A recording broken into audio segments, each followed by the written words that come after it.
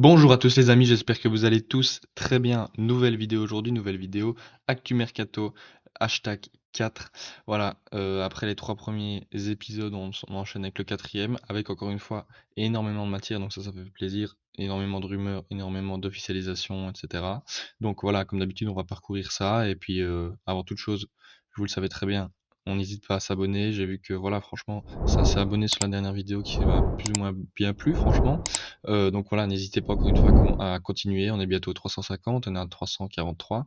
Et comme d'habitude, c'est gratuit, ça vous coûte rien et moi ça m'aide à me faire grandir la chaîne, etc. Donc n'hésitez pas, ça me ferait super plaisir.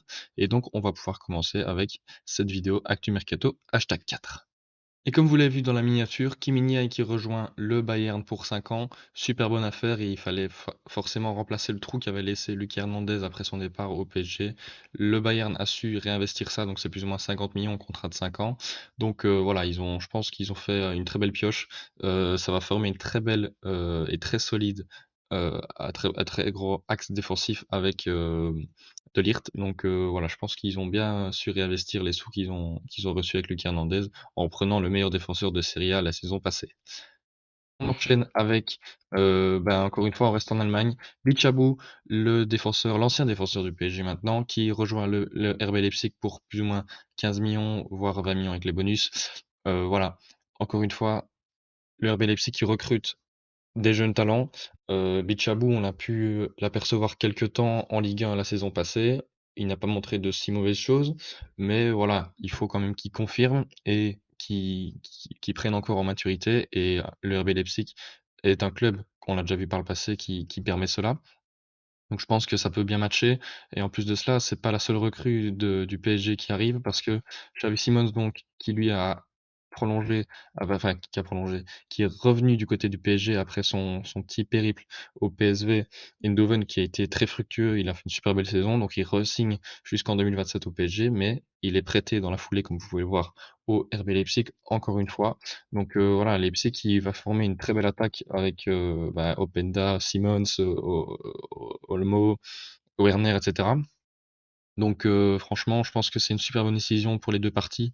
Xavi Simons, il doit continuer à prendre des minutes, et cetera, tant qu'il est jeune et vu comment il a montré une si belle saison, la saison passée, au PSG, il aurait pas eu sa place, de titulaire et lui, il faut absolument qu'il soit titulaire et qu'il joue. Donc super bon choix de sa part, je pense et dans 1 ou 2 ans, je pense qu'il aura sa place de titulaire indiscutable du côté du PSG si, ce prêt, heu, se conclut sur, une très belle victoire. Donc voilà, je pense très bon choix de sa part. Voilà, ici on le voit poser avec le maillot. Donc voilà, côté Allemagne, on est bon sur ce point mercatu hashtag 4. On part en Arabie Saoudite avec Seko Fofana qui arrive à Al Nasser. Choix euh, très intriguant parce que Seko Fofana vient ramener Lens en Ligue des Champions et puis il s'en va. Mais je sais bien qu'après il est devenu actionnaire du RC Lens, donc il reste quand même, il y a quand même un attachement qui est là pour, le RC Lens, donc voilà, ça c'est quand même beau, même si je pense qu'il aurait ça aurait été mieux pour lui de jouer la Ligue des Champions, mais voilà, il veut aller à Al Nasser, voilà, apparemment, ça c'est fait et en plus de cela, ce serait pas la dernière recrue de ce mercato du côté d'Al Nasser. Il y aurait peut-être bien, Alex Telles, voilà, qui va arriver. Here We Go de Fabrizio. Donc voilà, apparemment 4 millions, enfin 4 millions de livres, donc ça fait plus ou moins 6 millions, plus, de bonus et voilà, donc normalement, il y aura un nouveau défenseur du côté de Al Nassr qui rejoindrait du coup CR7, Brozovic déjà maintenant et puis maintenant Seko Fofana et peut-être comme on l'a vu dans la dernière vidéo, peut-être que, Mané arrivera prochainement. Donc voilà, premier point Arabie Saoudite. Maintenant le deuxième, Riyad Mahrez qui va à Al Ahly, c'est fait, annonce Fabrizio. 35 millions de transferts, d'indemnités. Et dans le salaire, on ne sait pas encore tout de suite, mais voilà, normalement ça devrait être fait. Il devrait passer sa visite médicale aujourd'hui et être annoncé dans les prochains jours. Donc voilà, encore une fois, City qui vend et qui vend un très gros ailier. Je pense qu'il va falloir qu'il recrute au moins un joueur offensif pour pallier à cette absence de Riyad Mahrez. Et voilà, bah écoutez, maintenant on est habitué, de plus en plus de joueurs vont vers l'Arabie Saoudite. Et donc voilà, moi je ne suis même plus étonné. Et en plus de ça, c'est pas fini parce que apparemment, donc là on voit d'abord accord entre Aston Villa et Leverkusen pour le transfert de Moussa Diaby, pour plus ou moins 50 millions. Et là, on voit dans la deuxième ligne, Al Nassr va bientôt transmettre une deuxième offre. Parce ils s'étaient déjà positionnés sur Diaby, ça n'avait pas été trop concluant. Et là, bah, peut-être qu'avec cette deuxième offre, ça le sera. Maintenant, à voir. Donc, peut-être qu'encore une fois, il y aurait deux nouvelles recrues du côté d'Al Nassr. Ça va se décider dans les prochains jours. Donc, voilà, parce que franchement, Moussa Dabi, qui fait une saison plutôt bonne du côté de Leverkusen, s'il pouvait aller à Aston Villa pour lui, ce serait bon. Mais bon, s'il va à Al Nassr, bah, c'est un peu dommage parce qu'on aurait aimé ce talent reste en Europe. Mais bon, au fur et à mesure, je pense que si tous les clubs d'Arabie Saoudite recrutent des top joueurs, à un moment donné, la ligue va forcément devenir de mieux en mieux. Et donc, ben voilà, peut-être que ça prépare cela, mais on verra bien. Même si là, à l'instant T, ça reste un peu dommage que tous ces top joueurs sortent de l'Europe parce que je pense qu'ils avaient un avenir plutôt radieux. Par exemple, ici Diaby à Aston Villa en première ligue. Donc, voilà, pour ce point, Arabie Saoudite. Et voilà, deuxième élément de la miniature, André Onana à Manchester United, c'est fait. Il y a pas encore les photos officielles et cetera avec son contrat, mais c'est fait. Il a atterri à Carrington hier et cetera pour passer sa visite médicale. Je pense que ce sera aujourd'hui. Donc voilà, 2028, contrat jusqu'en 2028, donc 5 ans, plus une option d'un an. Donc au niveau du transfert, 51 millions plus 4 en bonus, donc c'est ce qui fait 55. Voilà, je pense que c'est un super bon transfert. On va y revenir. Je vais essayer de préparer une vidéo en revenant de vacances sur le mercato entier de Manchester United parce que vous savez, moi, c'est mon club préféré. Donc je vais essayer de préparer une vidéo qui regroupe voilà, tout ce marché, voir un peu l'analyse, etc., comment Ten Hag pourrait modeler tout cela. Mais je pense que Onana, c'est vraiment une des recrues les plus sous-cotées de ce mercato parce que je pense que au niveau de son utilité dans le jeu, ça va être très, très fort parce que Ten Hag, lui, il veut, comme vous le savez, mettre en place un jeu, de possession et cetera et sans un gardien qui ne sait pas jouer avec ses pieds correctement et qui sait, voilà, garder la pression, voilà, un peu à la manière d'un Ederson, bah, c'est quand même fort compliqué. Donc maintenant avec Onana qui a vraiment cette qualité balle au pied, ça peut vraiment nous aider et donc franchement super bonne recrue, je suis super content donc j'espère que voilà, il sera en forme pour la reprise de la saison et donc voilà, nouvelle recrue du côté de Manchester United. Maintenant, on part du côté on reste toujours en fait à United, j'avais oublié de vous le dire, mais voilà, Marcus Rashford qui re-signe jusqu'en 2028, super bon, super bonne nouvelle, hein, Marcus Rashford, on sait bien, c'est l'enfant de Manchester United. Voilà, il est super fort, il a été super fort la saison passée, j'espère qu'il va continuer sur ce bon rythme. Voilà, maintenant 5 ans en plus, ça fait super plaisir. Donc voilà, Rashford X Manchester United jusqu'en 2028 et donc maintenant c'est parti. On part du côté de Man City, du coup, on parle de Manchester United, on parle de City. Josko Gvardiol, here we go, à Manchester City. Voilà, bah, je pense que on l'avait déjà annoncé dans la première vidéo Actu Mercato, c'était qu'une question de temps avant que ça se fasse. Il s'était déjà positionné. Je pense que ça va avoisiner les 100 millions d'euros pour un très bon défenseur, même si, comme d'habitude, vous savez très bien qu'il ne les vaut pas, hein. C'est pas possible qu'une personne vale 100 millions. Mais au vu de ses qualités et cetera qu'il a pu montrer, franchement, c'est une super bonne recrue. Parce qu'en plus, je sais bien que Laporte, voudrait partir vu son manque de temps de jeu. Donc, voilà, c'est quelqu'un qui va venir appuyer cet axe central avec Akanji, Ake, Ruben Dias et cetera. Donc, voilà. Bonne recrue pour, City, mais malheureusement, ils vont peut-être perdre un élément fort parce que Bernardo Silva se serait positionné, enfin entre guillemets, parce qu'il aurait une préférence pour rejoindre le FC Barcelone.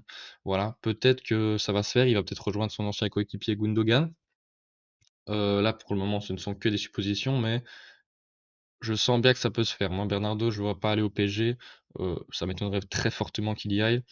Au Barça, c'est fort possible parce que, bah, voilà, il a ce style de jeu que Xavi aime bien et cetera. Lui, il aime bien, déjà le Barça, déjà de base et en plus, si Gundogan est déjà là, ça peut l'aider à s'intégrer et cetera beaucoup plus facilement.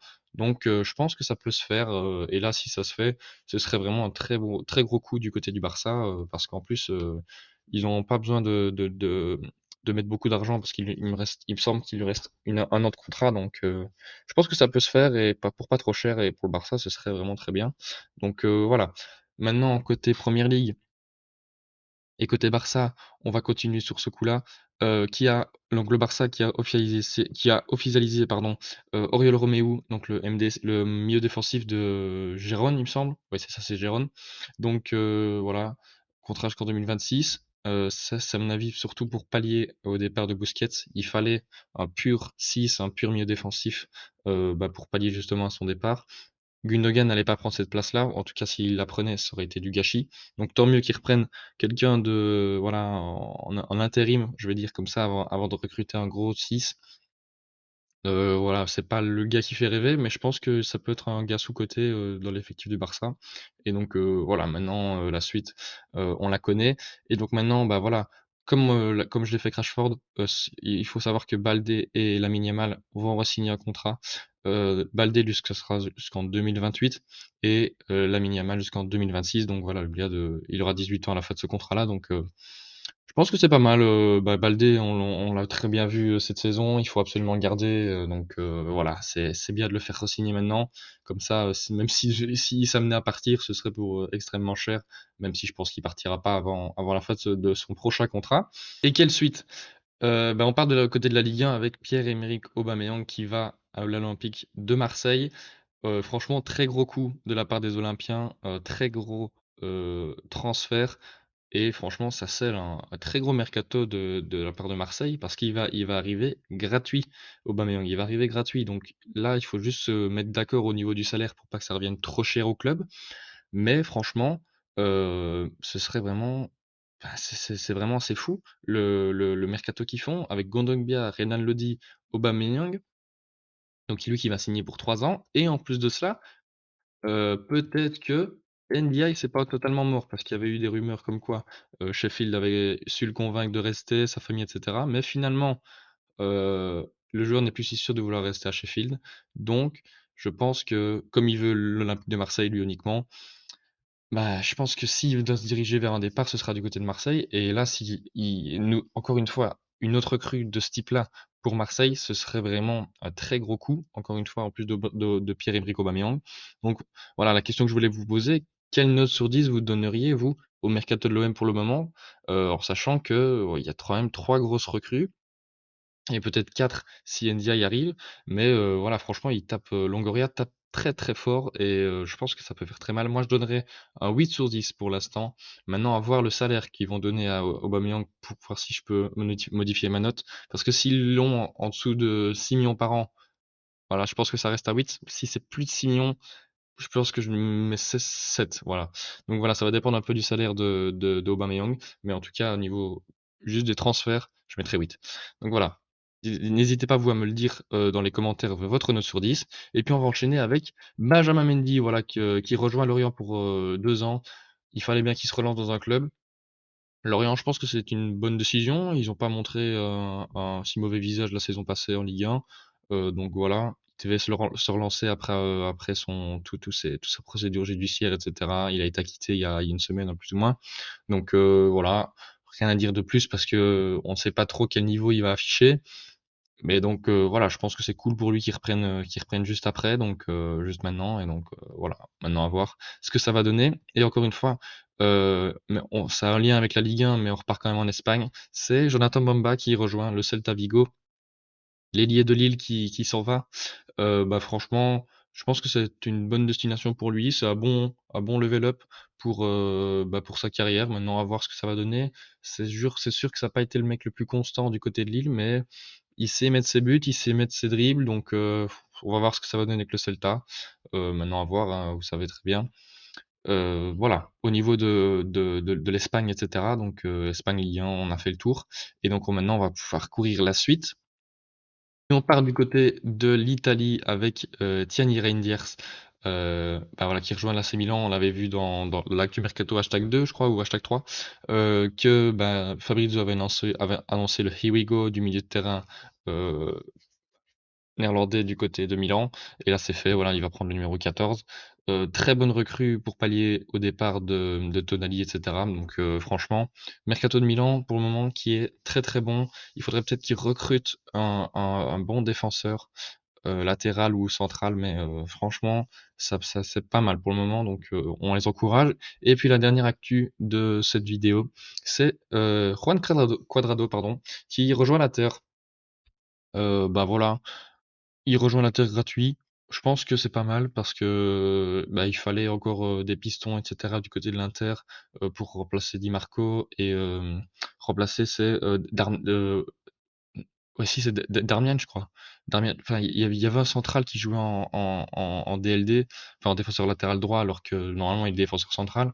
Donc je pense que c'est pas mal pour lui, justement, bah, parce que Cuadrado, lui, c'est un pur DD enfin, défenseur droit qui aime vraiment bien monter, parce qu'avec sa qualité de dribble, etc., c'est quand même assez fort.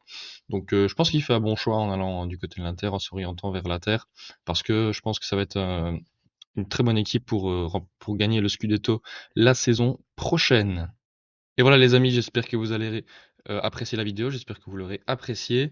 Comme d'habitude, n'hésitez pas à liker, à vous abonner, à activer la cloche si ce n'est pas déjà fait. Il ne reste plus que, comme je l'ai dit, 7 abonnés avant les 350. Et puis après, on ira chercher les 400, bien entendu. N'hésitez pas, comme d'habitude, à me dire dans les commentaires, bah voilà, vos avis un peu sur chaque transfert. Comme j'ai dit juste avant, une note sur 10 sur le mercato uniquement de l'Olympique de Marseille. Et puis, je tenais à vous dire aussi que les prochaines vidéos, ce sera dans un petit temps parce que je pars en vacances jusqu'au 5 août. Donc voilà, je pourrais pas faire de vidéo là-bas, désolé. Mais en tout cas, vous inquiétez pas, je prépare une grosse vidéo dès que je reviens. Et donc voilà, je vous dis à très bientôt pour une nouvelle vidéo du coup. Et c'était Bencher.